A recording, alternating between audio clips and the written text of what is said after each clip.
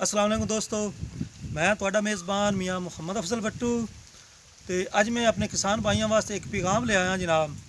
ਤੇ ਉਹ ਪੈਗਾਮ ਇਹ ਹੈ, ਜਿਸ ਤਰੀਕੇ ਯੂਰਪ ਦੇ ਮੁਲਕਾਂ ਦੇ ਵਿੱਚ ਜਾਓ ਨਾ ਤੇ ਉੱਥੇ ਕਿਸਾਨਾਂ ਨੂੰ ਕਾਫੀ ਸਹੂਲਤਾਂ ਮਯਸਰ ਨੇ ਤੇ ਖਾਸ ਕਰਕੇ ਇੰਸ਼ੋਰੈਂਸ ਦਿੰਦੇ ਨੇ ਜ਼ਰਾਤ ਤੇ।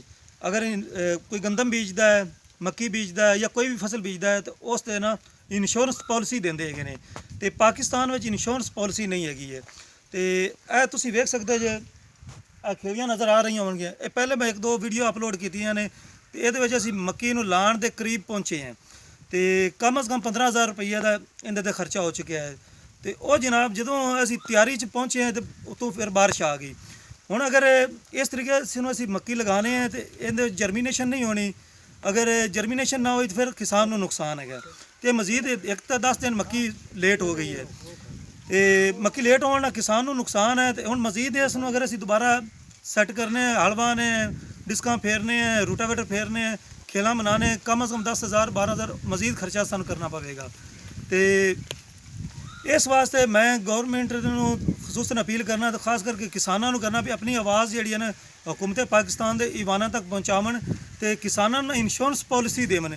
ਜਿਸ ਤਰੀਕੇ ਅਗਰ ਆਪਾਂ ਕੋਈ ਗੱਡੀ ਖਰੀਦਨੇ ਹੈ ਤੇ ਉਸ ਤੇ ਕੰਪਨੀ 1 ਸਾਲ ਵਾਸਤੇ ਨਾ ਇੰਸ਼ੋਰੈਂਸ ਦਿੰਦੀ ਹੈ। ਖੁਦਾ ਨਾ ਖਾਤਰ ਗੱਡੀ ਲੱਗ ਜਾਂਦੀ ਹੈ ਤੇ 20% ਮਾਲਕ ਦਿੰਦਾ ਕਾਰ ਦਾ ਤੇ 80% ਕੰਪਨੀ ਦਿੰਦੀ ਹੈ, ਪੇ ਕਰਦੀ ਹੈ, ਖਾਸ ਸੁਜ਼ੂਕੀ ਕੰਪਨੀ ਦੀ ਹੋਵੇ ਜਾਂ ਕਰੋਲਾ ਕੰਪਨੀ ਦੀ।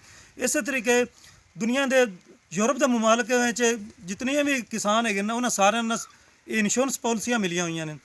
ਉਹ ਕੋਈ ਵੀ ਫਸਲ ਬੀਜਦੇ ਨੇ, ਅਗਰ ਖੁਦਾ ਨਾ ਖਾਸਤਾ ਕੁਦਰਤੀ ਨੁਕਸਾਨ ਹੁੰਦਾ ਹੈ ਜਾਂ ਕਿਸੇ ਵਜ੍ਹਾ ਤੋਂ ਹੋ ਜਾਂਦਾ ਹੈ ਤਾਂ ਉਹ ਜਿਹੜੇ ਨਾ ਹਕੂਮਤ ਉਸ ਦੀ ਜ਼ਿੰਮੇਵਾਰ ਹੁੰਦੀ ਹੈ ਤੇ ਉਹਨਾਂ ਦੀ ਨਾ ਤਦਾਰਕ ਕਰਦੀ ਹੈ। ਤੇ ਪਾਕਿਸਤਾਨ ਦੇ ਵਿੱਚ ਜਨਾਬ ਇਹ ਕਿਸਾਨਾਂ ਨੂੰ ਕੁਝ ਨਹੀਂ ਮਿਲਦਾ। ਹੁਣ ਅਗਰ 10-15,000 ਪਹਿਲੇ ਨੁਕਸਾਨ ਹੋਇਆ, ਮਜ਼ੀਦ 10,000 ਹੋਰ ਕਰਾਂਗੇ, 10-15 ਦਿਨ ਦੂਸਰਾ ਲੇਟ ਹੋ ਜਾਵੇਗੀ ਫਸਲ ਤੇ ਇੱਕ ਮਸਲਨ ਵੀ ਕੋਈ ਗੌਰਮੈਂਟ ਇਸ ਤੇ ਕੋਈ ਕੁਛ ਨਹੀਂ ਕਰਦੀ। ਬਸ ਜਿਤਨਾ ਵੀ ਨੁਕਸਾਨ ਹੈ ਉਹ ਕਿਸਾਨ ਦੇ ਜ਼ਿੰਮੇ ਪਾ ਜਾਂਦਾ। ਇਸ ਤਰੀਕੇ ਅਗਰ ਖੁਦਾ ਨਾ ਖਾਤਾ ਬਾਰਿਸ਼ਾਂ ਸ਼ਦੀਦ ਹੋ ਜਾਂਦੀਆਂ ਨੇ, ਵਿੱਚ ਕੋਈ ਬਰਫ਼ਬਾਰੀ ਹੋ ਜਾਂਦੀ ਹੈ, ਗੰਦਮ ਦੇ ਬਾਅਦ ਔਕਾਤ ਸਿੱਟੇ ਉਤਰ ਜਾਂਦੇ ਹੈਗੇ ਨੇ, ਮੱਕੀਆਂ ਡਿੱਗ ਪੈਂਦੀਆਂ ਨੇ ਤੇ ਕਿਸਾਨਾਂ ਨੂੰ ਕਾਫੀ ਨੁਕਸਾਨ ਹੋ ਜਾਂਦਾ ਹੈ।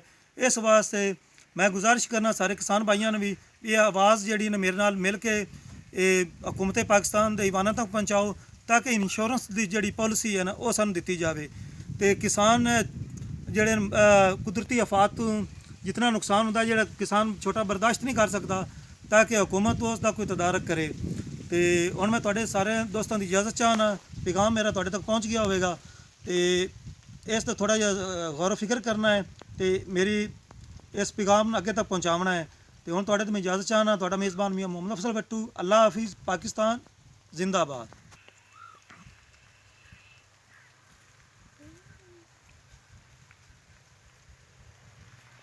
ਲੱਭ ਤੇ ਜਾਸੀ ਮੇਰਾ ਖਿਆਲ ਹੈ।